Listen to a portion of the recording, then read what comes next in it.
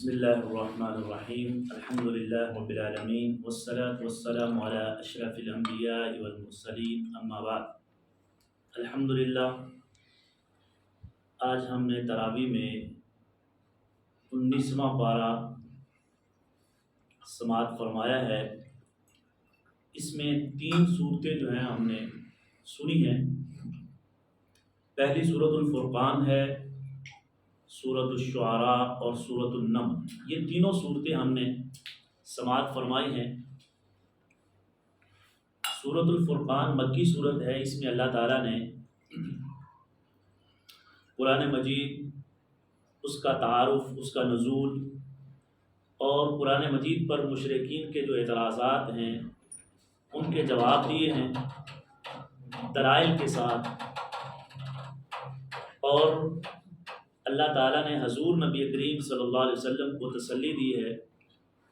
اور آخر میں، اس صورت کے آخر میں اللہ تعالیٰ نے مومنوں کی کچھ صفات کا تذکرہ کیا ہے، اللہ کے جو بندے ہیں ان کا تذکرہ کیا ہے۔ آغاز میں اللہ تعالیٰ فرماتے ہیں تبارک الذی نزل الفرقان علی عبدہ لیکون للعالمین نذیرا۔ اللہ کی ذات جو بابرکت ہے اس نے نازل کیا ہے اس فرقان کو۔ تو قرآن مجید کا ایک نام فرقان بھی ہے، فرق کرنے والی، حق اور باطل میں فرق کر دینے والی یہ قرآن مجید۔ اس نے دلائل کے ساتھ جو چیزیں صحیح ہیں ان کو الگ بیان کر دی، اور جو جھوٹی ہیں انسان کے بنائے ہوئے اللہ تعالیٰ نے وہ بھی واضح کر دیا، یہ فرق کر دینے والی۔ تو اللہ تعالیٰ فرماتے ہیں الذی لہ ملک السماوات والارض، زمین و آسمان کی بادشاہت کس کے لیے ہے؟ اللہ کے لیے ہے۔ اور فرمایا ولم یتخذ ولدا ولم یکن لہ شریک فی الملک، اس کی کوئی اولاد نہیں ہے۔ یہ جو مشرکین نے اللہ کے ساتھ شریک ٹھہرا رکھے ہیں، یہ لات، منات، عزا، اور یہود و نصارہ نے اللہ کا بیٹا بنا دیا حضرت عیسیٰ علیہ السلام کو، مریم علیہ السلام کو نعوذ باللہ اللہ کی بیوی جو ہے وہ بنا دیا، اور فرشتوں کو اللہ کی بیٹیاں بنا دیا۔ تو اللہ فرماتے ہیں اللہ کی تو کوئی اولاد نہیں ہے، وَلَمْ يَكُنْ لَهُ شَرِيكٌ فِي الْمُلْكِ، اس کی بادشاہت میں کوئی شریک نہیں ہے۔ وَخَلَقَ كُلَّ شَيْءٍ، اس نے ہر چیز کو پیدا کیا ہے، فَقَدَّرَهُ تَقْدِيرًا، اور مقررہ اندازے کے اندر پیدا کیا، ہر ایک چیز اللہ تعالیٰ کے علم کے اندر ہے۔ اسی طرح اللہ فرماتے ہیں، ذرا ان سے کہیں وَاتَّخَذُوا مِن دُونِهِ آلِهَةً لَا يَخْلُقُونَ شَيْئًا وَهُمْ يُخْلَقُونَ، جن کو تم معبود بناتے ہو، الہ بناتے ہو، انہوں نے تو کوئی چیز پیدا نہیں کی، حالانکہ یہ خود پیدا کیے گئے ہیں۔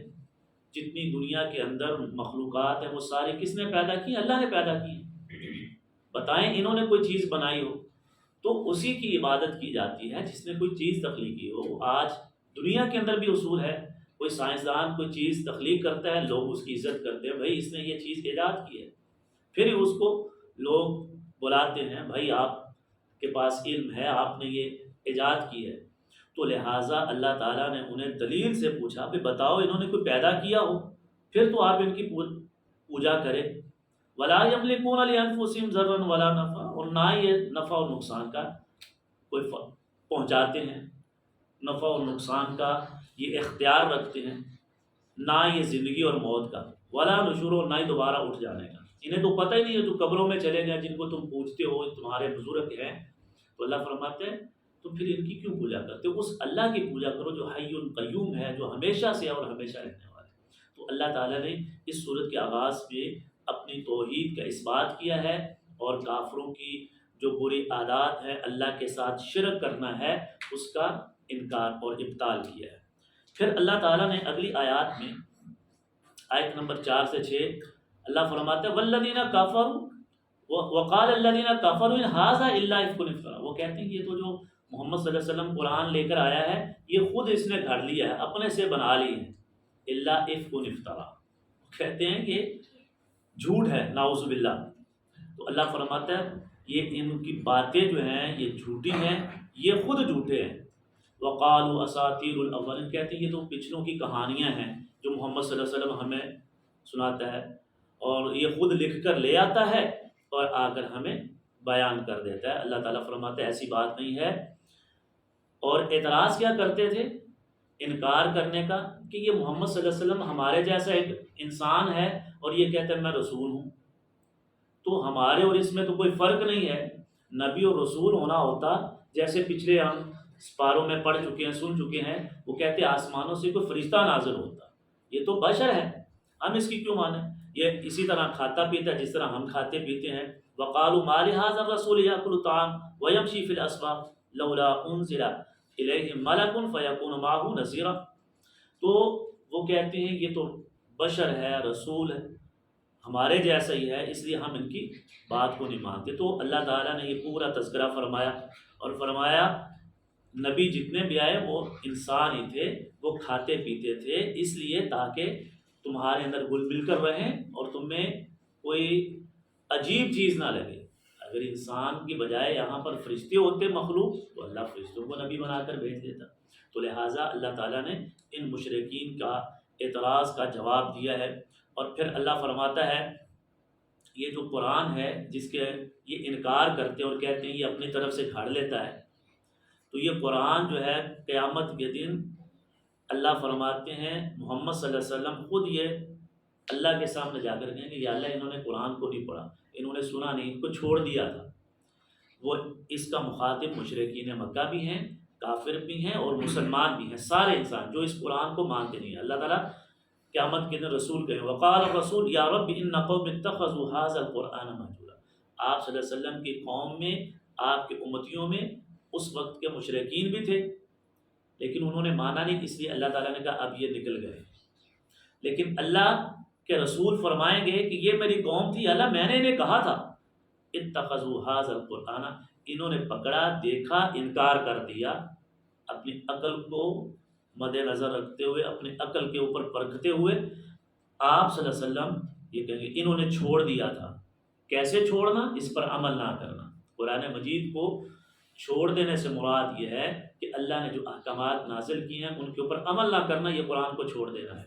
تو لہٰذا قیامت کے دن حضور نبی کریم صلی اللہ علیہ وسلم اللہ کے سامنے یہ ہمارے خلاف کہیں گے یا اللہ یہ دیکھیں انہوں نے چھوڑ دیے ہیں۔ تو اس لیے قرآن مجید کو پڑھنا، اس کے اوپر عمل کرنا یہ ہمارے لیے لازم اور ضروری ہے، ورنہ رسول اللہ صلی اللہ علیہ وسلم اللہ کے سامنے شکایت کریں گے۔ اسی طرح اللہ تعالیٰ فرماتے ہیں اس قرآن کو ہم نے تھوڑا تھوڑا کر کے نازل کیا ہے تاکہ تمہیں سمجھنے میں، عمل کرنے میں آسانی ہو۔ رسول اللہ صلی اللہ علیہ وسلم پر قرآن مجید 23 سال کے عرصے میں مکمل نازل ہوا ہے، یہ ایک بارگی نہیں ہے۔ پہلی جتنی آسمانی کتابیں نازل ہوئی وہ ساری ایک بارگی نازل ہو گئی، لیکن قرآن کو اللہ تعالیٰ نے وقال الذین کفروا لولا نزل علیہ القرآن جملۃ واحدہ، وہ کہتے تھے ایک ہی مرتبہ کیوں نہیں آیا، جیسے تورات، زبور، انجیل آئی ہمیں پتہ چل جاتا۔ اللہ فرماتے ہیں نہیں، اے محمد صلی اللہ علیہ وسلم ہم آپ کے دل کو تسلی دینے کے لیے، تاکہ یہ اعتراض کرتے ہیں اللہ وحی بھیج دیتا ہے تو آپ کے دل کو تسلی ہو جاتی ہے کہ اللہ میرے ساتھ ہے، اور ان کے جتنے بھی اعتراضات ہیں فوری اللہ تعالیٰ جواب دے دیتا ہے۔ لنثبت به فؤادک ورتلناہ ترتیلا، تو ہم اس قرآن کو تھوڑا تھوڑا اس لیے نازل کرتے ہیں تاکہ آپ محمد صلی اللہ علیہ وسلم آپ کے دل کو تسلی رہے اور مومنوں کو بھی، تاکہ کوئی بھی اعتراض کرتے ہیں قرآن اتر آتا ہے اور وہ چیز حل ہو جاتی ہے۔ اسی طرح اللہ تعالیٰ نے آخر میں اپنے بندوں کی کچھ صفات کا تذکرہ کیا ہے، تو آیت نمبر 62 سے 75 تک اللہ تعالیٰ نے وہ صفات هو الذی جعل اللیل والنہار خلفۃ لمن اراد ان یذکر او اراد شکورا وعباد الرحمن الذین یمشون علی الارض ہونا واذا خاطبهم الجاہلون قالوا سلاما۔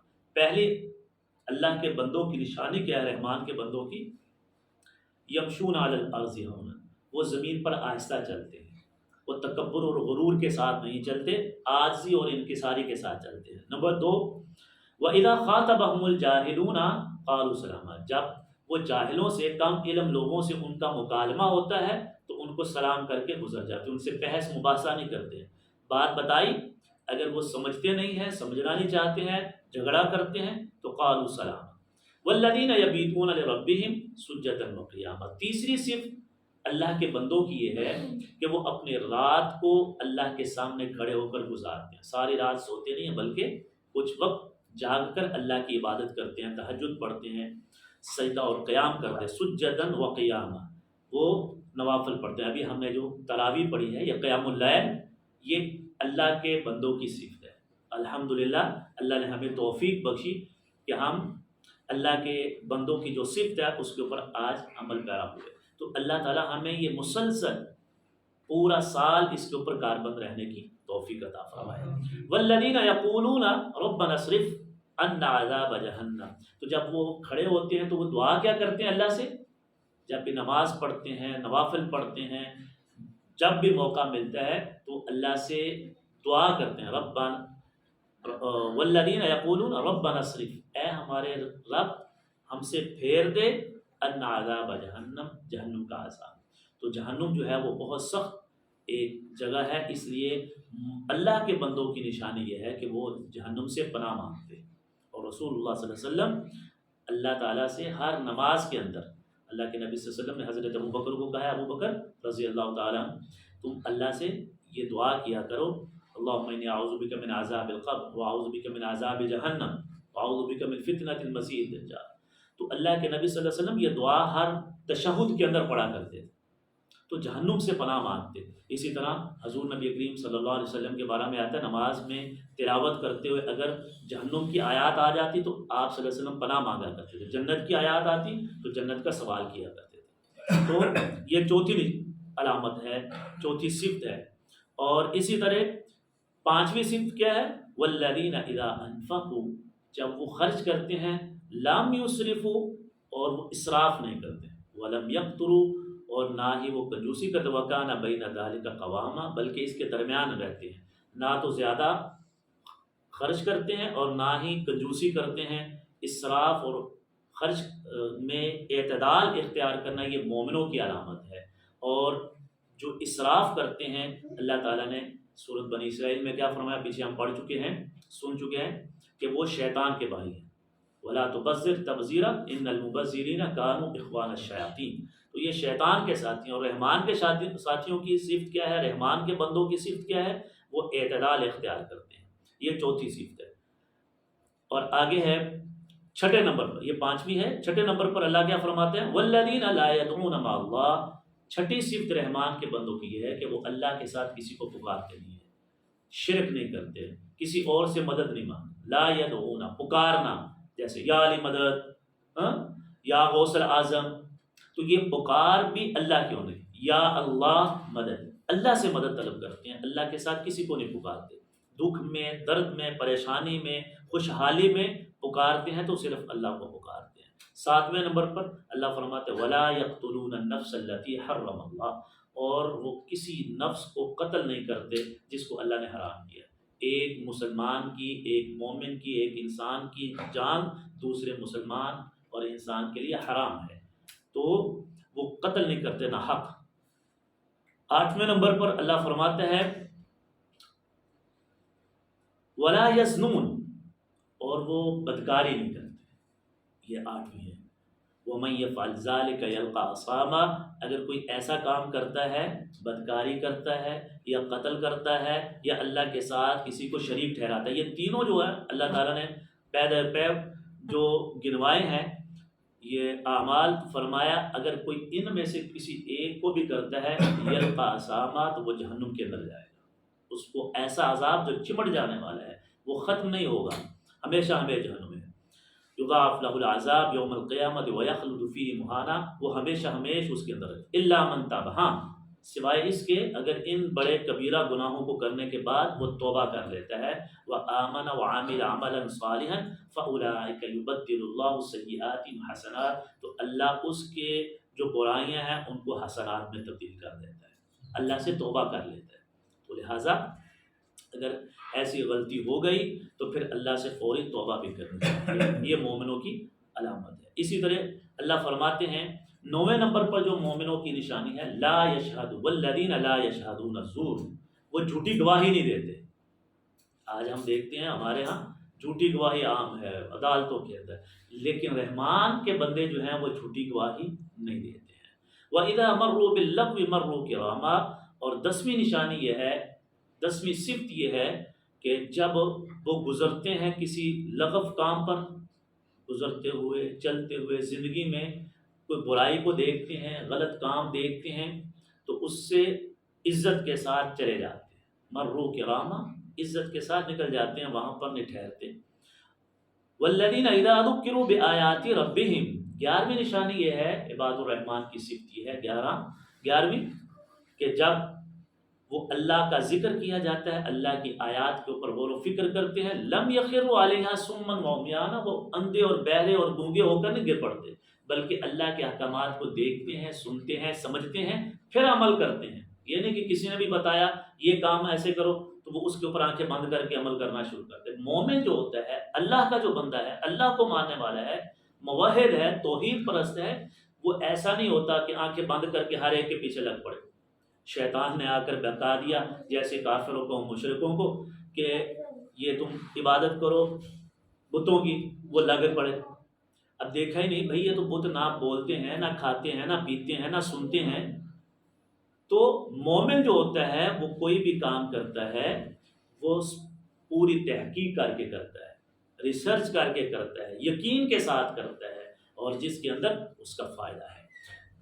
12ویں نشانی یہ ہے والذین یقولون ربنا هب لنا، وہ جب بھی کوئی چیز مانگتے ہیں، اللہ سے طلب کرتے ہیں اور اللہ سے دعا کیا کرتے ہیں، ربنا هب لنا من ازواجنا، یا اللہ ہماری بیویوں میں سے ہمیں جو ازواج دی ہیں، وذریاتنا، جو ہماری اولاد ہے اور جو ہماری بیویاں ہیں، قرۃ اعین، انہیں ہماری آنکھوں کی ٹھنڈک بنائیے، اللہ سے دعا کرتے ہیں۔ تو لہٰذا یہ اللہ سے دعا کرتے رہیں، کیونکہ اولاد اور مال یا تو آپ کے لیے یہ رحمت ہے یا پھر یہ فتنہ ہے۔ اللہ تعالیٰ نے قرآن مجید میں کیا فرمایا ہے، انما اموالکم واولادکم فتنہ، تمہارے مال اور اولاد فتنہ ہے۔ وہ فتنہ کیوں ہے کہ جب ہم ان کی تربیت نہیں کریں گے، اللہ سے دعا نہیں کریں گے، ان کو اللہ کے ساتھ جوڑیں گے نہیں، اپنا تعلق اللہ کے ساتھ نہیں رکھیں گے، تو پھر یہ ہمارے لیے فتنہ بن جائے گا، ان کا ہم غلط استعمال کریں گے۔ تو لہٰذا رحمان کے بندے یہ ہیں کہ وہ اپنی اولاد کے لیے، اپنے گھر والوں کے لیے بھی دعا کرتے رہتے ہیں، یا اللہ ان کو بھی نیک رکھنا، اپنے احکامات کے اوپر کاربند رکھنا۔ یہ 12ویں نشانی ہے اللہ کے بندوں کی، والذین یقولون ربنا هب لنا من ازواجنا وذریاتنا قرۃ اعین وجعلنا للمتقین اماما۔ اللہ فرماتے ہیں اولئک، جن میں یہ 12 صفات ہیں جو رحمان کے بندے ہیں، اولئک یجزون الغرفۃ، یہی وہ لوگ ہیں جن کا بدلہ کیا ہوگا، الغرفۃ، وہ بالا خانوں میں ہوں گے، بما صبروا، جو انہوں نے صبر کیا۔ اس دنیا میں اتنی تکالیف، اتنے مصائب، اتنی مشکلات، ان تمام کاموں کے اوپر ڈٹے رہنا، اور نفس کو اپنے مار کے، شیطان سے اپنے آپ کو روک کر غلط کاموں سے، ان کاموں کے اوپر کاربند رہتے ہیں، صبر کرتے ہیں۔ اللہ فرماتے اس وجہ سے میں انہیں جنت کے بالا خانوں میں بیٹھوں گا، وَيُلَقَّوْنَ فِيهَا تَحِيَّةً وَسَلَامًا، اور وہاں آپس میں ایک دوسرے کا کلام کیا ہوگا، تحفہ کیا ہوگا، سلامتی ہوگی، سلام کہیں گے ایک دوسرے کو۔ تو لہٰذا یہ جو صورت ہے سورۃ الفرقان، اس کے آخر میں اللہ تعالیٰ نے یہ جو صفات بیان کی رحمان کے بندوں کی، اللہ تعالیٰ ہمیں ان کو اپنانے کی توفیق عطا فرمائے۔ اگلی جو صورت ہے سورۃ الشعراء ہے، یہ بھی مکی صورت ہے۔ اس میں اللہ تعالیٰ نے جو ہم پیچھے بھی پڑھ آئے ہیں، سورۃ ہود میں بھی تفصیل کے ساتھ پڑھا کہ مختلف انبیاء اکرام کا تذکرہ ہے، حضرت نوح علیہ السلام کا، حضرت موسیٰ علیہ السلام کا، حضرت لوط علیہ السلام کا، اور حضرت شعیب علیہ السلام کا تذکرہ ہے، قوم عاد اور سمود کا مختصر۔ ان تمام نبیوں کے جو واقعات ہیں اللہ نے مختصر بیان کیے ہیں، ان میں 2 چیزیں ہیں۔ وہ اپنی قوم کو کہتے ہیں، اے میری قوم، اللہ کی عبادت کرو، لا تعبدوا الا اللہ، اللہ کی عبادت کرو، میں ہم تم سے کچھ نہیں چاہتے، وما اسألکم علیہ من اجر ان اجری الا علی اللہ، ہم تم سے کوئی چیز نہیں چاہتے، کوئی پیسہ، کوئی مال، کوئی دولت، کوئی اجر، ہم صرف تمہیں یہ کہتے ہیں کہ اللہ کے عذاب سے ڈر جاؤ، ایک اللہ کی عبادت کرو، اس کے بندے بن کر رہو، بس ہمارا تم سے یہ مطالبہ ہے، تم سے کوئی اجر نہیں، ہمارا اجر تو ان اجری الا علی اللہ، اللہ کے پاس ہے، ہماری کام، ہماری ڈیوٹی یہ ہے، اللہ نے ہمیں یہ لگائی ہے کہ تمہیں اللہ کا پیغام پہنچائیں، لہٰذا تم ان برے کاموں کو چھوڑ دو۔ تو ہر قوم میں، وہ پیچھے ہم پڑھ چکے ہیں، قوم شعیب علیہ السلام ناپ تول میں کمی کیا کرتے، ان کو ڈرایا۔ حضرت ابراہیم علیہ السلام کی قوم شرک کرتی تھی، بتوں کو پوجتی تھی، وہ ان کو ڈراتے ہیں اور انہیں پورا پورا بتاتے ہیں کہ دیکھیں نہ تو فائدہ دیتے ہیں نہ نقصان کرتے ہیں تمہارا، تم کیوں ان کو پوجتے ہو؟ حضرت موسیٰ علیہ السلام کی قوم، انہوں نے ان کو ڈرایا بھئی تم یہ جادو کرتے ہو، یہ کرتے ہو تو یہ چھوڑ دو، فرعون کو ڈرایا کہ تم خدا بنے بیٹھے ہو۔ تو لہٰذا ان پورے انبیاء کا تذکرہ ہے، اور سورت کے آخر میں اللہ تعالیٰ نے حضور نبی کریم صلی اللہ علیہ وسلم کا تذکرہ کیا ہے، جیسا کہ سورت فرقان میں بھی ہے۔ اور وہ کیا ہے کہ وہ کہتے تھے یہ گھڑ لیتا ہے، جیسے سورت الفرقان میں ان کا اعتراض تھا، اور وہ کیا کہتے تھے؟ وما تنزلت به الشیاطین وما ينبغي لهم وما يستطيعون انهم عن السمع لمعزولون فلا تدعوا مع الله الها آخر فتكون من المعذبین۔ وہ کہتے تھے یہ جو شیاطین اترتے ہیں اس کے پاس، وہ آتے ہیں اور آ کر اس کو باتیں بتاتے ہیں، محمد صلی اللہ علیہ وسلم ہمارے پاس لے آتے ہیں، تو اللہ فرماتے ہیں یہ ایسا نہیں ہے، محمد صلی اللہ علیہ وسلم ایسا نہیں ہے، تو یہ تو میں اللہ کی طرف سے اس کو ہدایات آتی ہیں، وہ تمہیں بتاتے ہیں۔ اور آپ صلی اللہ علیہ وسلم کو اللہ نے کہا وَأَنذِرْ عَشِيرَتَكَ الْأَقْرَبِينَ، اپنے جو قریبی رشتہ دار ہیں نا ان کو ڈرائیے، ان کو بتائیے۔ تو آپ صلی اللہ علیہ وسلم نے اپنے گھر سے آغاز کیا، سب سے پہلے اسلام لانے والی حضور نبی کریم صلی اللہ علیہ وسلم کی زوجہ محترمہ حضرت خدیجہ الکبریٰ رضی اللہ تعالیٰ عنہ، اسی طرح حضرت علی کرم اللہ وجہ، اور اسی طرح دیگر آپ کے جو قریبی ہیں جو اسلام لے کر آئے، لیکن زیادہ تر آپ کے مخالف ہوئے، جیسا کہ ابو جہل ہے، ابو لہب ہے، آپ کے چچا ابو طالب بھی، تو یہ ایمان جلدی لے کر نہیں آئے، تو لہٰذا آپ صلی اللہ علیہ وسلم کو حکم ہوا کہ اپنے گھر سے قریبی جو رشتہ دار ہیں ان کو ڈرائیے اللہ کے عذاب سے۔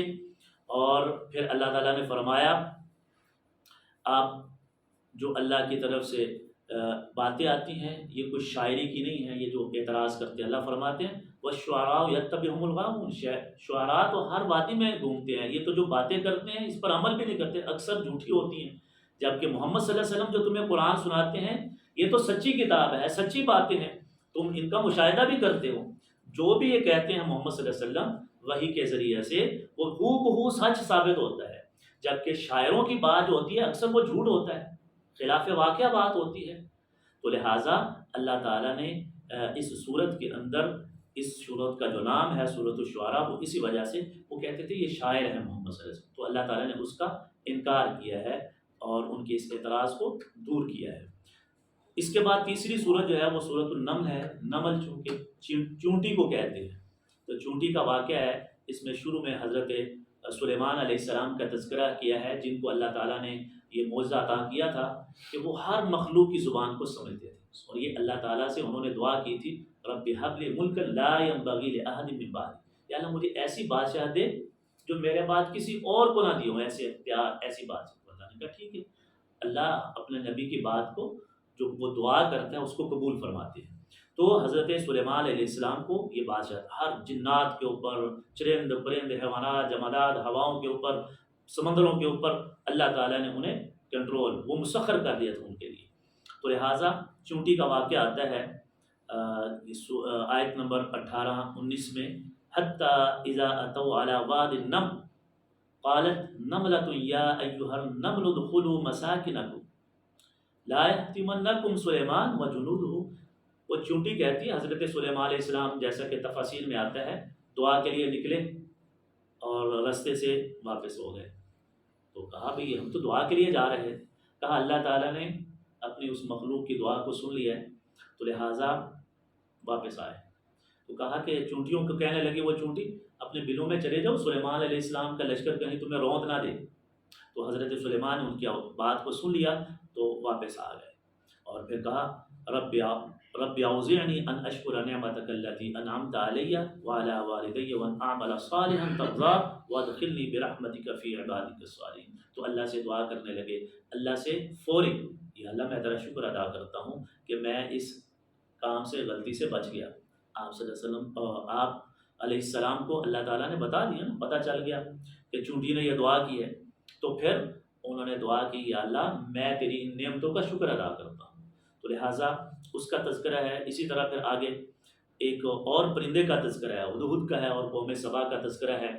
وہ ہدہد پرندوں کو دیکھا تو کہا وَتَفَقَّدَ الطَّيْرَ فَقَالَ مَا لِيَ لَا أَرَى الْهُدْهُدَ، کہا کہ کیا بات ہے کہ میں ہدہد نہیں دیکھ رہا، تو سارے پرندے موجود ہیں. کہا ہدہد نظر نہیں آ رہا. جیسے بعض ہوتے ہیں نا قریبی ہوتے ہیں, ہر ایک کو بنایا ہوتا ہے, تو کہا وہ ہدہد نظر نہیں آ رہا. تو کہا میں اس کو نہ سخت سزا دوں گا. اولا ازبہنہ ام کان من الغائبین لو عذبنہ عذابا شدیدا, میں اسے سخت عذاب دوں گا.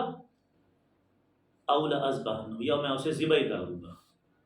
اولا یأتینی بسلطان مبین, یا وہ میرے پاس کوئی واضح دلیل لے کر آئے, کوئی جو غیر حاضری کا عذر لے کے آئے تو بچ جائے گا, ورنہ آج میں نے چھوڑنا نہیں. وہ غیر حاضر کیوں ہے؟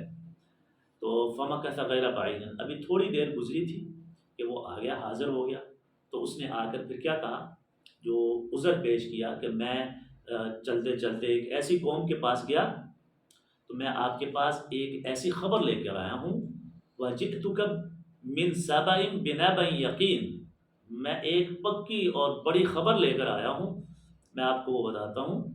تو وہ پھر انہوں نے کہا کہ میں نے دیکھا انی وجدت امرأۃ تملکہم, کہ ایک عورت ہے, ان کی بادشاہ ہے اور ہر چیز ہے ان کے پاس, اس کا ایک عرش ہے بہت بڑا, اور وہ چاند اور سورج کی پوجا کرتے ہیں.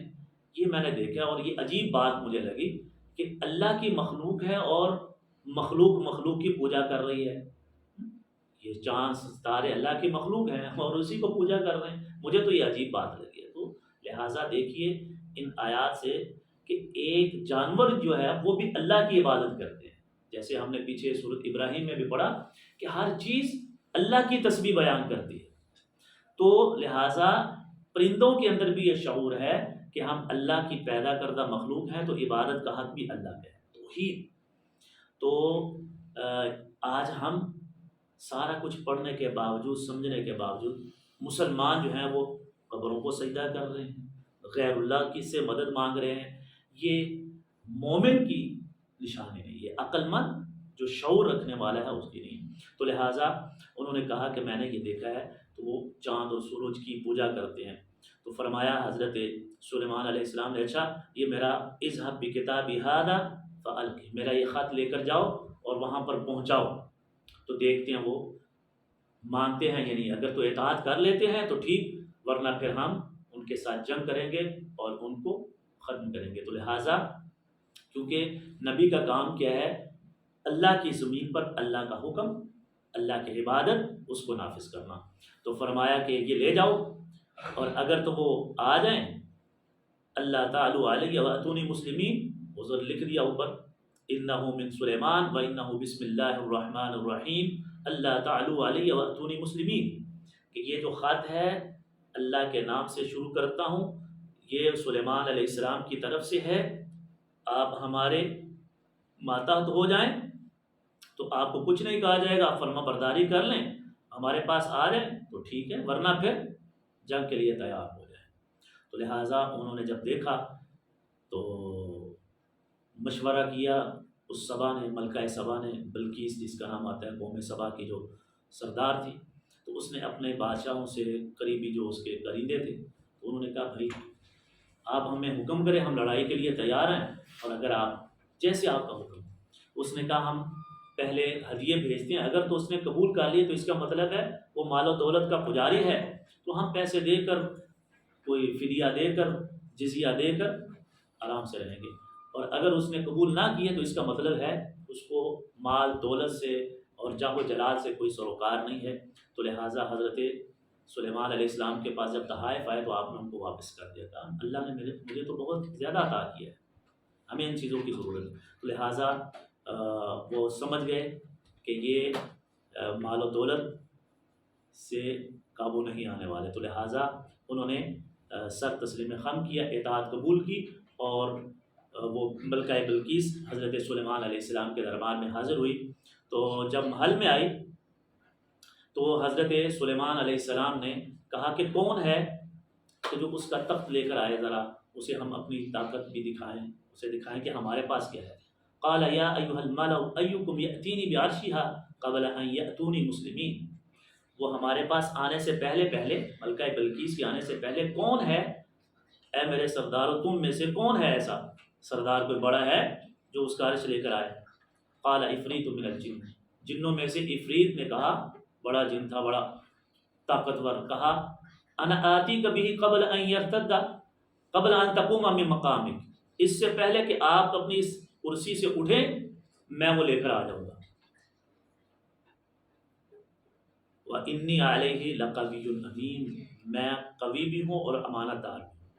لیکن اسی دوران ایک اور بھی تھا، قال الذی عنده علم من الکتاب، اسی مجلس میں ایک ایسا بھی تھا جس کے پاس کتاب کا علم تھا، اور کتاب کیا؟ جو اللہ کی طرف سے نازل کی گئی۔ تو فرمایا اس نے کیا کیا، انا آتی کبھی قبل ان یرتد الیک طرفک، اے سلیمان یہ تو کہتا نا آپ اپنی کرسی سے اٹھیں گے، جن کہتا ہے میں لے آؤں گا، میں آپ اپنی آنکھ کو جھپکیں اس سے پہلے لے آؤں گا، پلک جھپکنے سے بھی پہلے، جس کو اللہ نے علم دیا ہے۔ تو لہٰذا وہ لے آیا اسی وقت، تو لہٰذا وہ آ گیا۔ تو حضرت سلیمان نے کہا تھوڑی سی اس میں چینجنگ کریں اور دیکھتے ہیں کہ یہ اپنے عرش کو پہچانتی ہے یا نہیں پہچانتی۔ فلما جاءت قیل اھٰکذا عرشک، حضرت سلیمان علیہ السلام نے ملکہ بلقیس سے کہا دیکھو یہ تمہارا ہی ہے۔ قالت، اس نے کیا کہا، کأنہ ہوا، یہ تو گویا کہ وہی ہے، یہ وہی ہے، میرا ہی ہے۔ تو اللہ فرماتا ہے وَأُوتِینَا الْعِلْمُ مِنْ قَبْلِهَا وَكُنَّا مُسْلِمِينَ وَصَدَّهَا مَا كَانَتْ تَعْبُدُ مِن دُونِ اللَّهِ إِنَّهَا كَانَتْ مِن قَوْمٍ كَافِرِينَ۔ تو کہا یہ تو وہی ہے، اور اس سے پہلے ہم علم دیے گئے اور فرما بردار۔ اس نے کہا ہمیں پتہ چل گیا، ہم تمہارے مطیع اور فرما بردار ہو گئے، اب ہم اللہ کے علاوہ کسی کی عبادت نہیں کریں گے۔ پہلے ہم بھولے رہے اللہ کی عبادت کو چھوڑ کر، تو حضرت سلیمان علیہ السلام کی اطاعت قبول کی۔ اس طرح یہ واقعہ اللہ تعالیٰ نے اس صورت کے اندر بیان کیا ہے، مختصراً ہم نے بیان کیا ہے۔ اللہ تعالیٰ ہمیں ان واقعات کو سمجھنے اور اس میں جو ہمارے لیے سبق ہے توحید کا اور اللہ کی اطاعت کا، اسے یاد کرنے اور اس کے اوپر عمل پیرا ہونے کی توفیق عطا فرمائے۔ وما علینا الا البلاغ۔